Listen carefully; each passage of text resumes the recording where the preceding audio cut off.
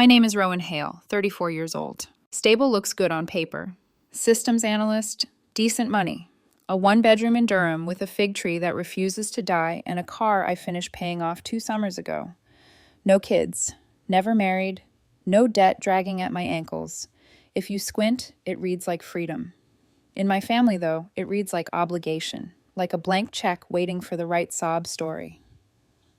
We don't say that out loud, of course. We say family steps up, and then certain people point at me when the bill arrives. The text came on a Tuesday, brash as a salesman shoulder-tapping you at the gas pump. From Dennis, my older brother, collector of half-finished jobs and fully finished excuses. No greeting, no, how are you? Just, cover my son's college. Dorm plus laptop plus meal plan, $15,000. Need it before December ends.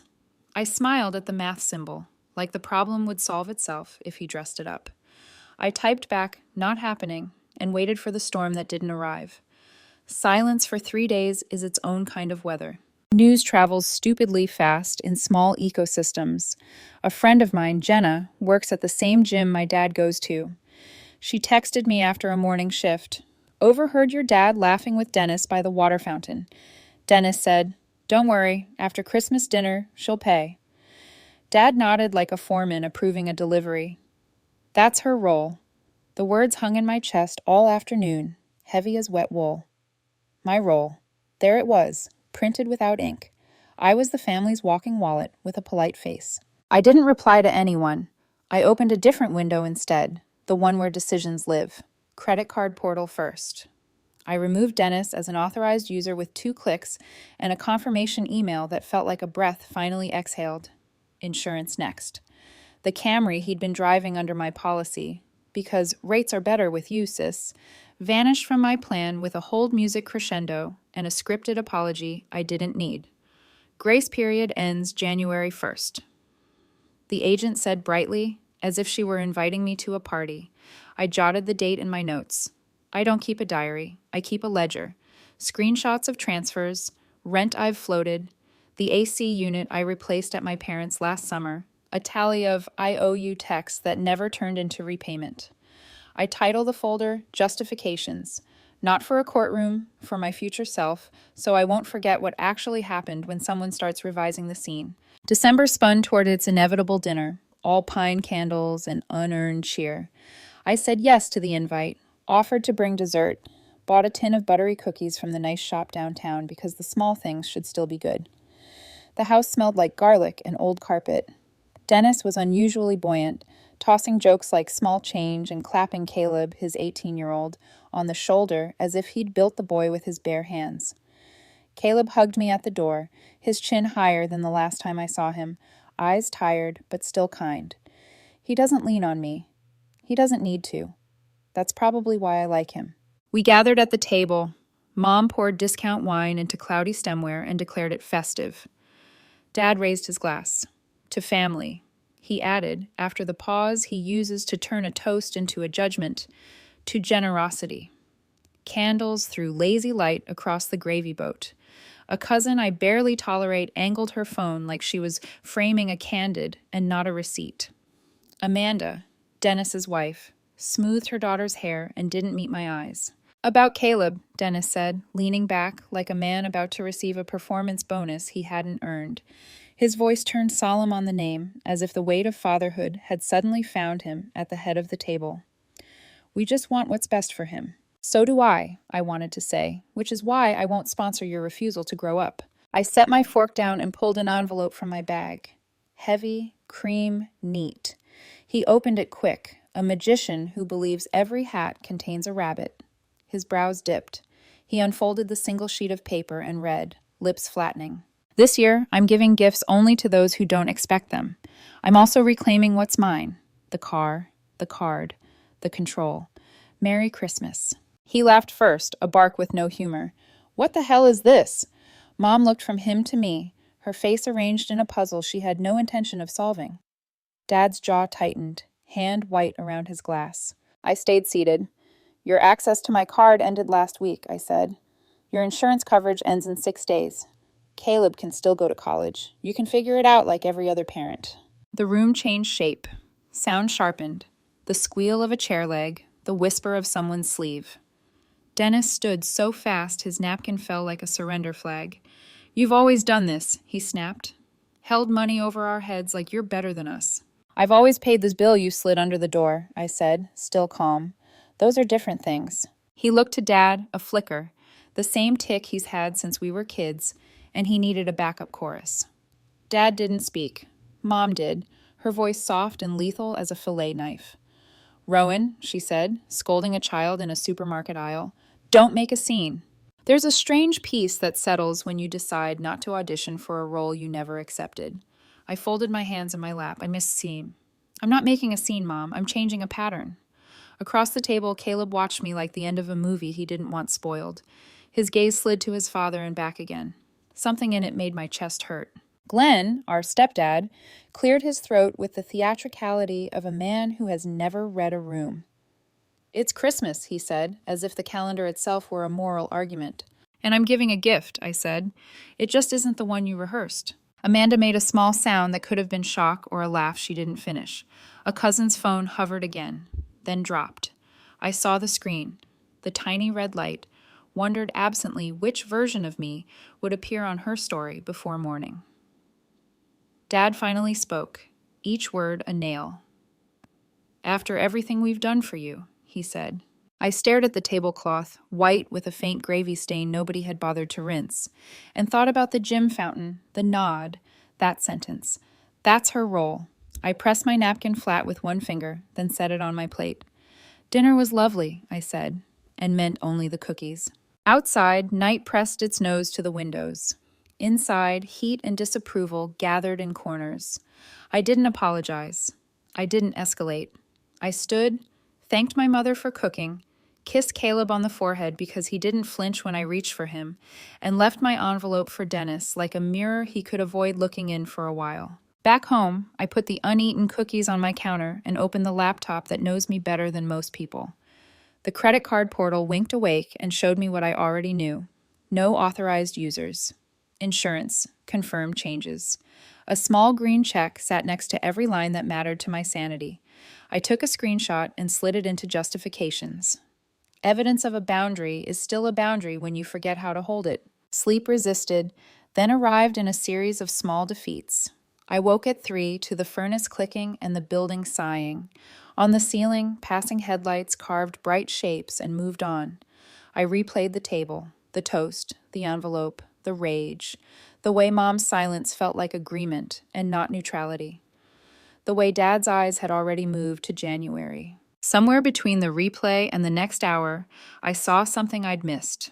When Dennis read the note, his face didn't just flush with anger. For a second, it went pale, the color of a man who realizes a ladder has been pulled and the ground is much farther than he thought. Fear changes voices. I'm not cruel enough to enjoy it. I am honest enough to admit I recognized it. I've lived under it for years. The fear that if I don't step in, everything collapses. The fear is real. That's why they gave it to me to carry. I set my phone face down on the nightstand. It buzzed, then stopped, then buzzed again. I didn't check the names. Morning is a better time to read accusations. You can drink coffee while they try to turn you into a villain. I breathed in 4 counts, out 6, the way a therapist once coached me in a hallway between meetings when I thought I was going to cry at a copier. Calm isn't a gift. It's a muscle you build when you're tired of being yanked around. When dawn finally pulled a blue seam across the blinds, I got up and made the kind of breakfast nobody comments on. Toast with butter, an egg with a yolk that didn't break, the last of the good jam. On the table, I laid out the envelope's twin, the one I'd written and decided not to use unless provoked. I didn't need it. The decision was enough. On the counter, my laptop still glowed. Auto pay, none scheduled. Authorized users, none listed. Insurance, policy change pending. Effective January 1st. The language of systems is bland, but the meaning can still be electric. I let the screen go to sleep. The room kept its own light. Somewhere, a cousin was uploading a story with a caption that made me 2 inches tall. Somewhere, Dennis was pacing and drafting a speech that would make him sound like a father instead of a man with a calculator. Somewhere, Dad was nodding again. Somewhere, Caleb was staring at a ceiling he didn't deserve. In here, a fig tree leaned toward a winter window, and the world didn't end because I refused to subsidize its worst habits. You change a pattern the way you break a code, one character at a time, careful, certain. At the table last night, they expected a performance. I gave them a policy change. The confirmation sat there in the dark like a verdict only I needed to witness. I left them, one small lighthouse rectangle on a quiet desk, and went to work. The morning after Christmas, my phone vibrated itself off the nightstand. 15 missed calls, 7 from Mom, 4 from Dennis, the rest scattered between cousins who normally forgot I existed. By noon, the family group chat lit up like a bonfire. Lines stacked faster than I could read them. You traumatized Caleb. You embarrassed your father. You've always been cold. From Glenn. So what? You gonna ruin a kid's future because your feelings got hurt? Grow up. Dennis didn't bother with subtlety. Variations of, you'll regret this, you crossed the line, you owe us. He used owe like it was a birthright. My dad, not one message, which somehow felt worse. By evening, the circle widened. A cousin posted on Facebook. It's always the ones with no family of their own who try to ruin everyone else's. She didn't tag me. She didn't need to. People shared it anyway, and by the time I dragged myself to the grocery store the next day, the gossip had legs. June, one of Mom's church friends, cornered me near the freezer aisle. She leaned in, voice low and sugary. You doing okay? After everything that came out about you and that married man at work? I blinked. What married man? She flinched, muttered something, and pushed her cart away so fast a bag of peas fell out. By the time I made it to my car, I knew. It wasn't enough for them to paint me selfish. They had to paint me dirty. That night, I opened the justifications folder, dragged in screenshots of the chat, and added a new tab to the spreadsheet I'd been keeping for 6 months. Every loan to Dennis, every rent check I covered for my parents, every time I paid for groceries or utilities without being asked, because no one else would. The total blinked back at me, $47,312. I didn't print it to demand repayment. I printed it to remind myself why I was done. Paper doesn't lie, even if families do. I started making moves in silence, left the group chat, blocked Dennis, blocked Mom, blocked Dad. Blocked Dad. I pulled up apartment listings in Seattle, emailed a realtor, scouted neighborhoods with Jenna, the only person I trusted enough to tell. There was an opening at my company's West Coast office, same role, better pay. I sent in the request. No social posts, no hint to the family. If they thought I was stewing, good. I wasn't. I was plotting my escape. And then, like they could smell freedom on me, Mom showed up. A knock at my condo door on a Thursday evening. No text, no warning, just her silhouette through frosted glass, holding a plastic container of lasagna like it was a peace treaty. I let her in out of curiosity, not forgiveness.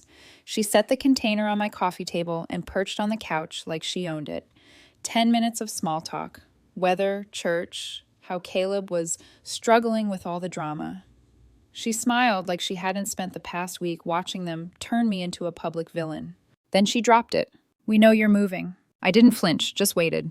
We just want to understand why you're not thinking clearly, Rowan. You're making rash choices. Dennis says you've been lonely, angry, maybe confused. Confused, I repeated, tasting the word. She nodded with a soft, pitying smile. You don't need to run away across the country to feel better. You need to be with your family, with people who care about you. That's when she pulled a folded piece of paper from her purse, slid it across the table like a dealer, a power of attorney form. Dennis had filled in the blanks, giving him authority to manage my accounts in the event of emotional distress or impaired judgment. The description section used words like erratic behavior, financial hostility, abandonment of familial duties. And there at the bottom, my father's shaky signature as witness. The air left my lungs. You've got to be kidding me. Mom's voice sharpened. We just want to protect you before you do something you can't take back. Protect me, I said, by taking my money before I can move it. Her mouth tightened. Dennis is just trying to help. No, Dennis is trying to own me. I stood, pointed at the door. Leave now, before I call the police. For a moment, she hesitated, eyes narrowing, like she was weighing whether I meant it. Then she gathered her purse, muttered something about me being ungrateful, and left. As soon as the latch clicked, I shredded the form into confetti, dropped it into the trash, and sat on the floor, staring at the pieces. My family hadn't just tried to guilt me anymore, they'd tried to trap me. That night, I didn't sleep.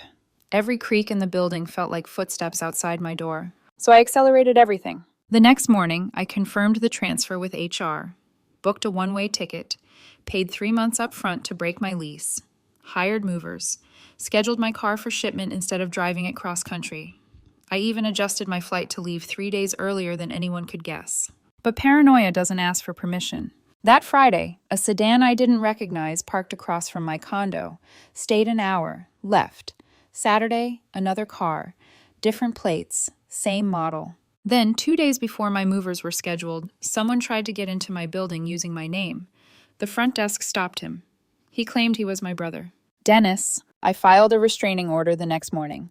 My lawyer warned it might not stick, but it was a start. The night before my flight, I packed only what I could carry in 2 suitcases. Everything else would follow later. I stood in the quiet condo, lasagna still untouched on the counter, and realized they weren't just afraid of losing me. They were afraid of losing their ATM. At 4 a.m., the cab pulled up. I wheeled my suitcases down the hall, locked the door behind me, and didn't look back. By the time the sun rose over the tarmac, I was already buckled in, phone set to airplane mode. 2 time zones away, my family still thought I was 3 days from leaving. And for once, they were wrong. Seattle greeted me with gray skies and the smell of wet pavement. The taxi ride from the airport was quiet, the kind of silence that makes you realize how much noise you've been carrying. My new one-bedroom sat just outside the city, a modest complex with trimmed hedges and a view of power lines that cut the sky into pieces. For the first time in my adult life, I unlocked a door, knowing no one else had a copy of the key. The first morning was strange. No buzzing phone, no group chat dings, no passive-aggressive requests disguised as checking in. Just the hum of the refrigerator and the drip of a leaky faucet. I made coffee, drank it hot, and almost cried from the sheer ordinary peace of it. But peace, when you've never had it, can feel like a setup. I told myself I was free. Then the shadows followed me. A week into the move, HR called me in. Anonymous complaint. Someone had reported through the ethics hotline that I had fled North Carolina because of an affair with a married manager, that I'd created a hostile environment and transferred before an internal investigation could finish. I didn't need to guess who planted it. The wording was almost a carbon copy of the Facebook gossip that had sprouted weeks earlier. The investigation took 2 weeks. 2 weeks of interviews, of explaining that no, there was no affair, no scandal, no running from anything except a family that wanted to own me. 2 weeks of side glances from colleagues who didn't know me yet, who might have believed the whispers even when HR eventually cleared me. After they closed the file, my manager gave me a kind smile, but the damage was done. A rumor leaves fingerprints long after the crime scene is dusted. I started therapy. Jenna, my one trusted friend, urged me not to wait. The therapist was blunt. Your family assigned you the role of caretaker, of provider, and when you stopped playing, they called it betrayal. She leaned forward. You're not confused, Rowan. You're just uncast. That feels like chaos, but it's freedom. I wanted to believe her, but then came the letter. Forwarded from my old address, no return name. I unfolded it at my new kitchen table, my father's handwriting sprawled across the page, shaky but deliberate. The family has decided you are no longer welcome. You've broken our trust. You abandoned Caleb. You embarrassed us with your unstable behavior.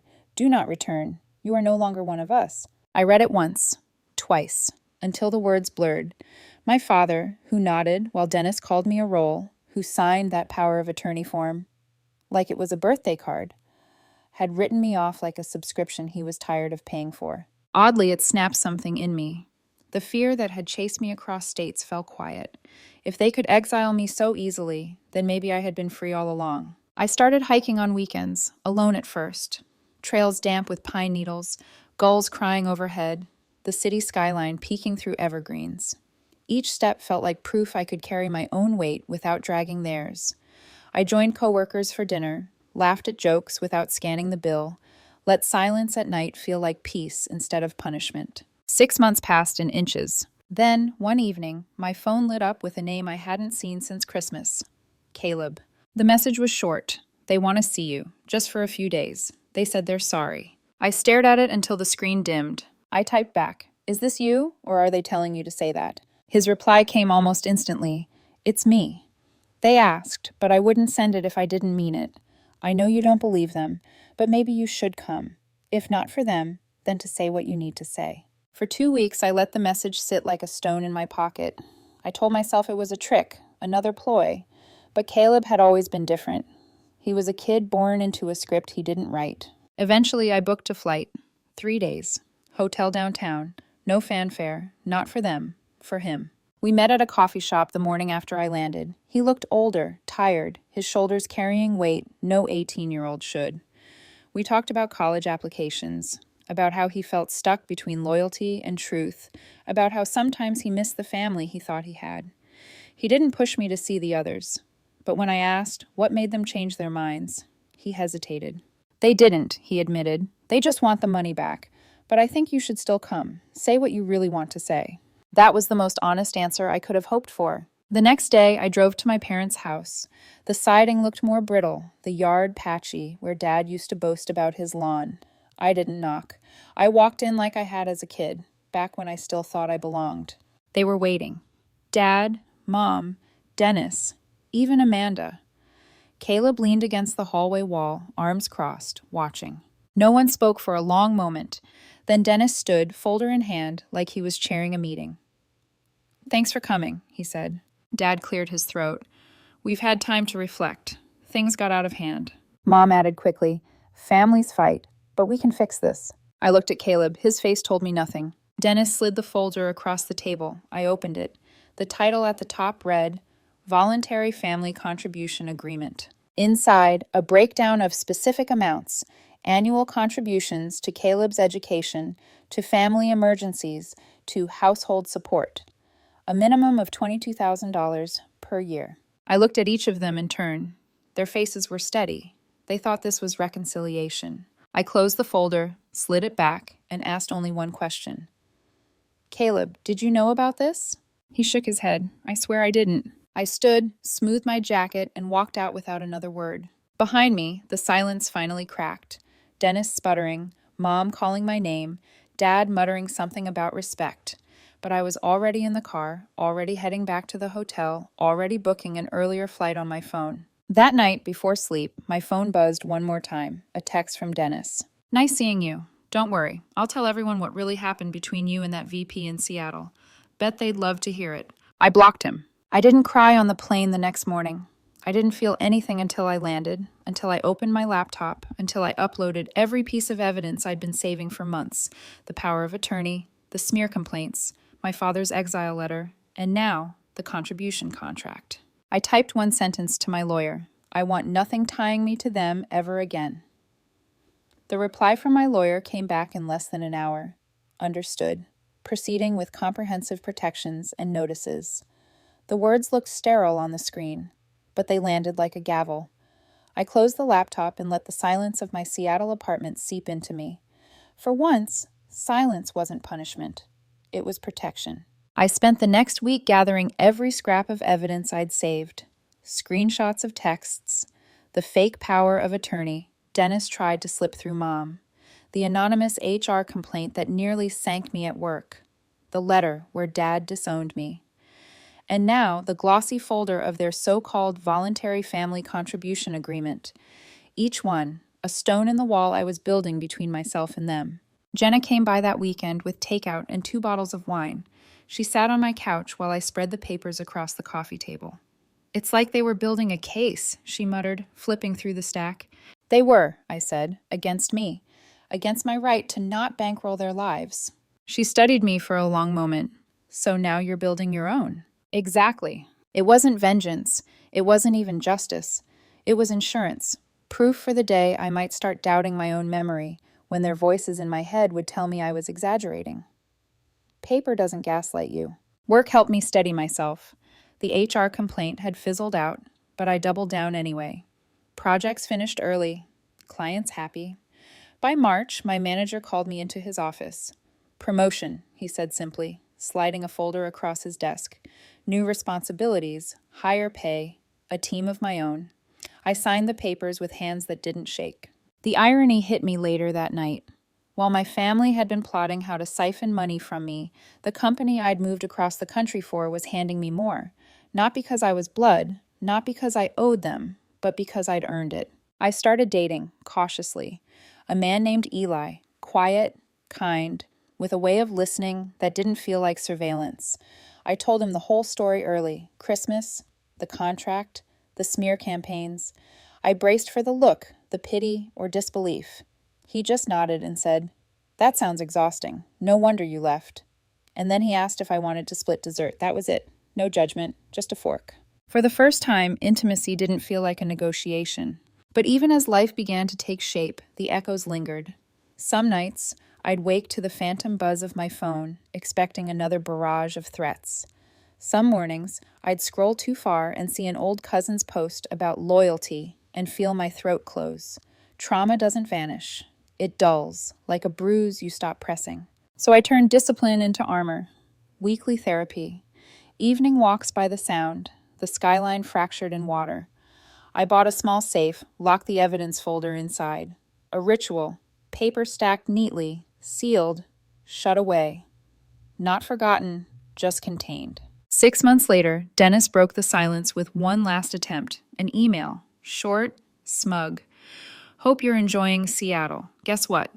Caleb's tuition bill just came in. Still waiting on that check." I didn't reply. I didn't need to. My lawyer did. 3 sentences that might as well have been engraved. Cease contact. Any further attempts will be treated as harassment. This matter is closed. The silence that followed was different this time. Not heavy, not ominous, just gone. I celebrated by walking into a jewelry store and buying myself a pair of earrings. Not pawn shop pearls, not costume metal, something in between. Sterling hoops, simple, solid. They weren't about fashion. They were about ownership. My father's last gift had been twisted into a weapon against me. These were mine, chosen for no one else's approval. One evening, as I clicked off the lamp on my desk, I realized the balance had shifted. Before, boundaries had felt like battle lines, something I had to defend daily. Now, they felt like infrastructure, quiet, reliable, built into the foundation of my life. I wasn't waiting for them to break in. I was living in a house they couldn't touch. Late summer arrived with an email I almost ignored. The sender address looked unfamiliar, but the subject line read simply, "It's Caleb." My finger hovered over delete before curiosity won. The message was long. He wrote that Dennis had finally been forced to get a real job once my money dried up, that Mom had gotten sick earlier in the year. Not terminal, but enough to shake the illusion of invincibility. He said the house felt different now, heavier, quieter. Then, at the end, "I think they're ready to admit they treated you horribly. They asked me to reach out. They want you to come back, just for a few days. Not to fix anything, just to say they're sorry." I stared at the screen until the words blurred. My family had never apologized. They didn't say sorry. They said, "You misunderstood." They said, "Family fights." They said, "Don't make a scene," but never sorry. 2 days later, another letter arrived. This one handwritten, the shaky loops of Mom's script instantly familiar. She admitted she'd believed Dennis because it was easier than admitting how badly they'd used me. She confessed she let me become the strong one because it spared her from facing her own weakness. And at the end, "You were the strong one, Rowan. That's why we used you. I hate that it took losing you to see it." For the first time in a long time, I didn't feel angry. I felt tired, but something in me softened. 2 weeks later, I booked a flight back to North Carolina. I didn't tell anyone except Caleb. I stayed at a hotel near downtown, didn't share my room number. When I pulled up to the old house, the siding looked duller, the yard unkempt. Caleb opened the door. He didn't smile, didn't hug, just nodded and stepped aside. Inside, it was heavier than I remembered. Not cleaner, not warmer, just weighted with years of things unspoken. Dennis sat in the living room, eyes bloodshot but steady. Amanda hovered near him, silent. Mom shuffled in from the kitchen, smaller than I'd ever seen her. Dad sat in his recliner, hands folded like he was preparing for confession. No one spoke. Then Dennis broke the silence. "You were right, about all of it." His voice cracked. No qualifiers, no excuses, just that. Mom's eyes filled, and she whispered, "I'm sorry for letting it happen, for not stopping it." I didn't rush to answer. I just listened. Later, Dad pulled me aside near the hallway. His voice was gravel. "You don't owe us anything, but we owe you the truth. I'm sorry." I stayed 3 days. There were no contracts, no requests for checks, no sudden pivots back to guilt. Conversation was clumsy, but it was real. At night, I lay in the hotel bed staring at the ceiling, wondering if this counted as healing or just a temporary ceasefire. On the last evening, Caleb walked me to the car. "I hope you come back again," he said quietly. "But even if you don't, I'm glad you came this time." I drove to the hotel in silence. For the first time since Christmas, I cried. Not out of rage, not out of grief, just release. Back in Seattle, I let the distance grow again. Phone calls here and there, letters from Caleb, honest and simple. I never rejoined the group chat, never gave them my bank routing number. Boundaries held. And one night, sitting by my window while the rain tapped against the glass, I realized something I hadn't expected. I didn't need them to be different. I just needed to know I wasn't crazy for walking away. The power they once had over me, gone. The spreadsheet I'd built with every dollar spent, every receipt saved, archived, not erased. Proof for a past I no longer lived in. The lamp beside me glowed on a timer, steady and warm. Not because I was the one keeping the lights on for everyone else, because I'd finally learned to keep them on for myself. For the first time in my life, I wasn't chasing peace. I was living it.